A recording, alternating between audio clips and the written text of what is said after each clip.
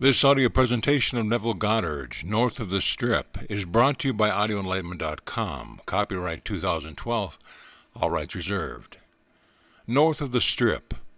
On this platform we believe that God is all imagination and God is man, spiritual man, not the garment of skin he wears. Therefore, man is all imagination.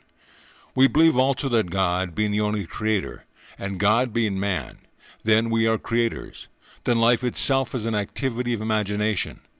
The whole world in which we live is a world of imagination. Tonight we hope to show it in such a manner that you will be encouraged to go out and prove it. Everyone can become what he or she desires to be. Yet the real being is invisible, and you see only its manifestation. For God is spirit, therefore man is spirit. And when we speak of spirit, we mean imagining.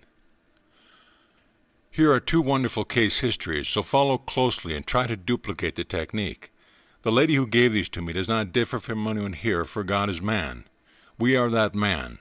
I do not mean male-female, for these are the garments woven for man, generic man which is God to wear. The lady said, "A year ago my husband decided to sell our home.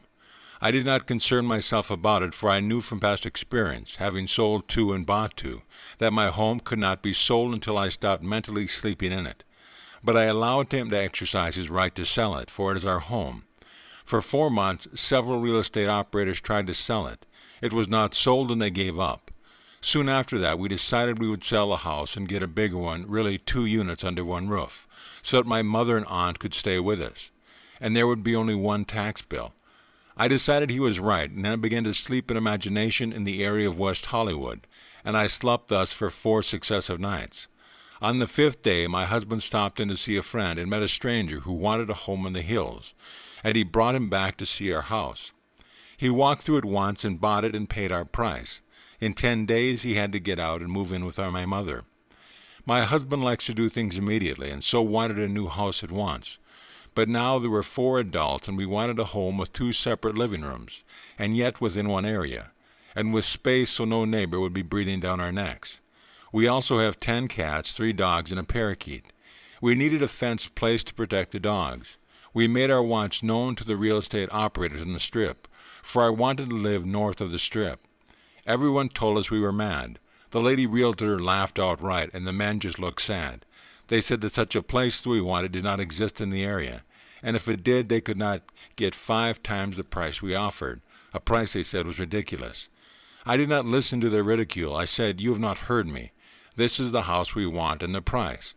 I also wanted completely paneled on the inside. Now they knew we were mad. This lady began sleeping in her imagination in such a house. Then one day one of the agents said to another, "Show her the place on King's Road." That was the area where she wanted her house. The other said, "You know the old lady would never split it." So then this lady said, "Then let's go see it for laughs." The agents were reluctant, but they went. They turned into the private road, and then the lady of the house took them through the place. There was this huge 25-foot room. It was paneled in redwood, and the lady who wanted to buy it said, "I have never seen a more beautiful room, even in a dream." The house was on 2 acres and was like 2 houses under one roof. There was a pool, but this lady didn't want a pool, only the house. After looking at the grounds and going back into the home, she stood on the balcony opening out of the dining room and looked down into the living room and saw her husband standing there by the fireplace with his pipe and with a look of complete satisfaction on his face. Then they all returned to the agent's office, and the lady's husband said, "Let's make them an offer." One lady agent said, "I will lose my lunch," and the other said, "Forget it." And then this lady's husband grew angry, which he seldom did, and hit the desk and said, "Is it not your business to make the offer we suggest?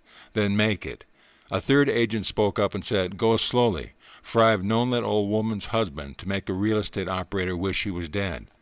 However, they agreed to make the offer. The lady continued, "We returned home, and that night after we went to bed, having seen the house in imagination, I stood on the same balcony above the living room, and held on to its railing and looked again at my husband standing by the fireplace.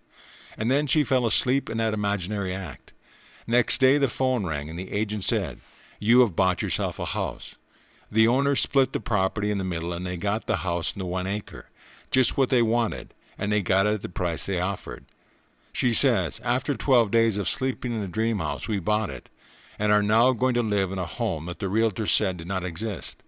Our first house was sold after 4 days of sleeping elsewhere, and we sold it without an agent and kept the 5% commission in the family. A total stranger walked through it once and bought it. This is how God creates. This is how you create if you know who you are, for you are God. You are not some little worm. They are now meeting in Chicago at this convention to tell us how we came from a worm and that we are now evolving. God is not evolving. He creates out of nothing. He does not make something and hope he had the intelligence to make it better. Read it in the revealing Word of God, the Bible. It is all created, and what we call the animal world, which we say has preceded us, is man himself pushed out. And as man is changing, so do the animals of the world change. The whole vast world on the outside is dead, and man makes it alive. I know from my mystical experiences. I know that when I freeze an activity within me, it freezes outwardly. And when I started again within me, it started. This lady did not sell the first house until she had stopped sleeping in it. And then when she decided on a larger house, in spite of her problem of 4 adults, cats and dogs, and special privacy and north of the Strip, she found it. I say you can be what you want to be, and you need no preparation other than your desire. This lady was a better agent than the real estate men who could not sell their house in 4 months, and she kept the 5%. She wanted to do so, and she did it, because she is all imagination, but you will not know it until you prove it as she did. I tell her there is nothing impossible to her, and there is nothing impossible to you. For God became man that man may become God. God is the only actor. God only acts in all existing beings and men, blank. If I react, that is the passive or negative side called Satan. But if I act, that is called God or Christ. If I go home tonight and conceive a scene that implies the fulfillment of my dream and then lose myself in it, I know that no power in the world can stop its coming into being. Today brought me a letter asking for help. I do not need to be next door to help another. There is no separation of time without consent. You make this work for another, no matter where they are. This letter was from New York, telling me about a fine doctor there. He got these growths on his face and feared they might be malignant. And then it was found that he had Parkinson's disease. This friend wrote me to tell me about it, and he said, "Can you do anything when you are so far away?" I am not 3,000 miles away, for everything is within me. I brought this doctor in imagination before me, and I put my hand on his face. I put it on a face that had no lumps. I felt only smooth skin. And then he and I walked together, and he did not stumble. He walked like a well man would walk. That is what I did. Now comes this letter telling me that something has happened within him. These lumps are gone, and he is no longer shaking, and he now can go to his office again.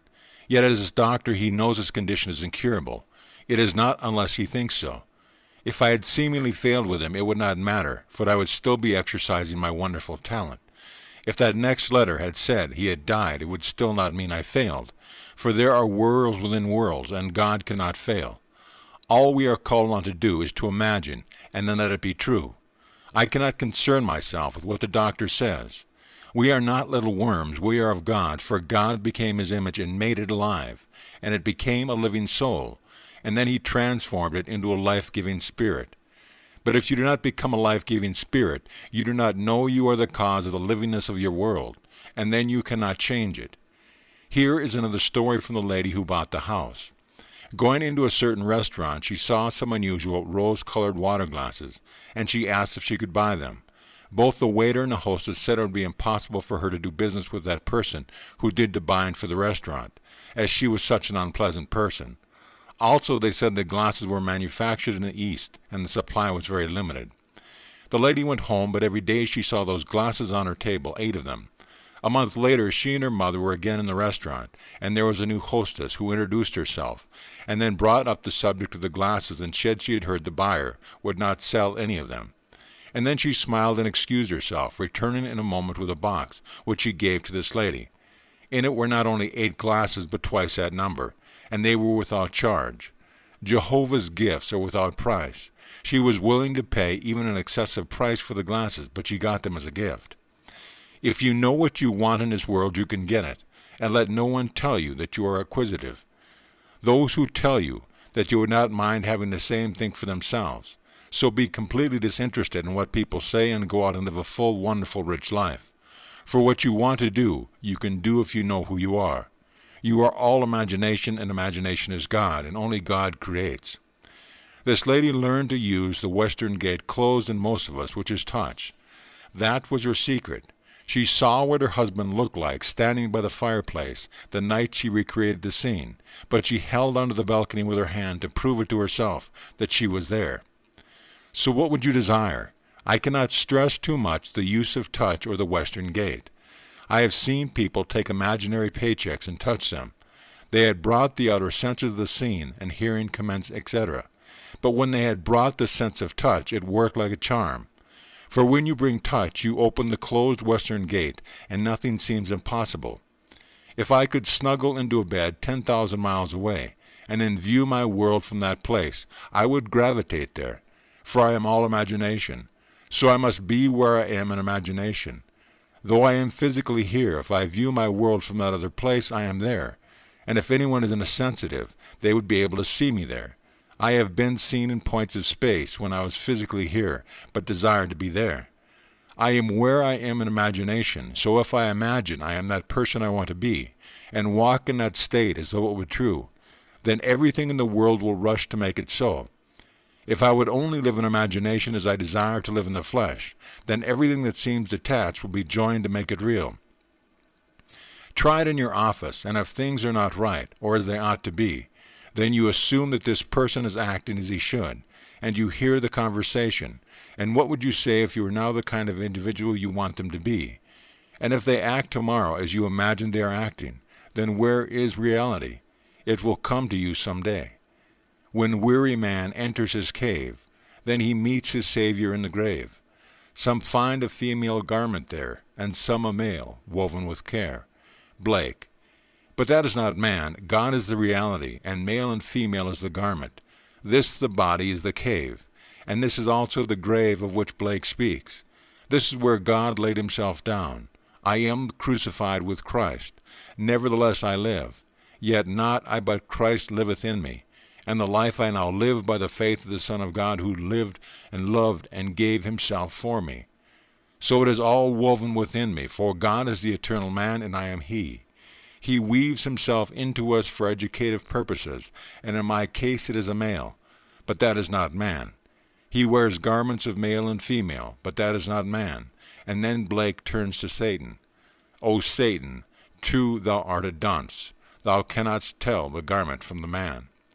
The day will come when you will see this fabulous world of garments frozen, but the man you do not see, for you are the man. And you become aware of what you want, and then you see the whole world as infinite response to you. So whatever you activate, you get the response. The world has to respond after I start the action within me. Tonight you take your dream and make it a noble one, and create a scene that would imply its fulfillment of your dream, and open the western gate, which is touch. There is one man here who made deposits, mental ones, at the bank. You know the story of Archie Franklin.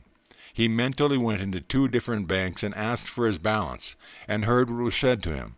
He did it 3 times a day for 2 months. Then he went to Caliente and returned with $32,000. What he won was $3 more than the bank deposits he had mentally added up. I do not say go to Caliente, but I say put yourself into the same state, and do not let someone tell you it is not spiritual. For while you are saying that, they are already wondering if they can borrow some of the check when you get it. Everything in the world is God's creation, and God is all imagination. Even the clothes we wear, the chairs we are sitting on, were once imagined, then brought into being. Let no one tell you this is wrong. Those who tell you to kill out desire have not gone far enough. For if I wanted to kill desire, I would have to start with the desire not to desire. And where would I go? How far? So go out and do what you want to do and fulfill your dreams. Someone without academic background is telling you this. I am telling and going out on a limb to tell you that everything in the Bible is true on a higher level, but it is revealed figuratively, and man confused literal truth with metaphor. I do not crawl on my belly, and no little serpent spoke to me, as it says in Genesis. Yet what is meant is true in metaphor. The serpent was called the most subtle of all creatures, and it represents the wisdom of man, who takes all his arts and religion for his own glamour and dedicates them to the Creator. And then comes one who never went to any school, Blake, and shows them reality. And now those who thought themselves so wise are figuratively crawling on their bellies in the presence of such as he. In the Bible, things are told on the higher level and told in metaphor, but I know from my mystical experience things I could not have found in any book. The statement, "You must be born from above or you cannot enter the kingdom of heaven," is an example. It is literally true, but it is told in metaphor. The rich young man said, "How is it possible to again enter my mother's womb and be born a second time?" But the womb is below and not above. It is speaking of the birth of the second man, the spiritual man. From Genesis right to the end of the book, it says that God created all things, and that he said, "It is good." 7 times he repeats, "It is good," the perfect number. One day you will see the whole vast world and you will say, "It is good," and you will animate it. I know everything depends on the activity taking place in man. And spell it with large letters, for the garments are male, female. You are man, this generic man that is God. The whole vast world is man pushed out. Not a man, but man. All that you behold through it seems to be without, it is within, in your own wonderful imagination of which this vegetative world is but a shadow. It is hard at this stage to think your world is a shadow, and it is cast by you and you are activating it.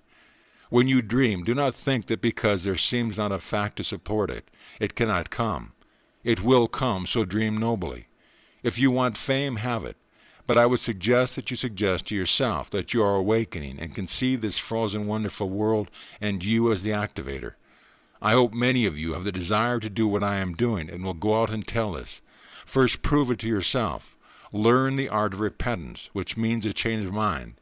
Try it and try it again and prove that a change in you will produce an outer change. Go out and prove it and then tell others. Imagine what you want to imagine and continue to imagine until you are confronted with it. It does not matter what your senses tell you. If you learn to live by this, you will not fail. Bear in mind that this, the body, is only a garment, and one day you will take it off. But you are invisible, and when you are completely awakened, you join the divine society and become one of the gods you create. Remember that every moment of time, God is begetting himself in us, and you cannot fail. Now let us go into the silence.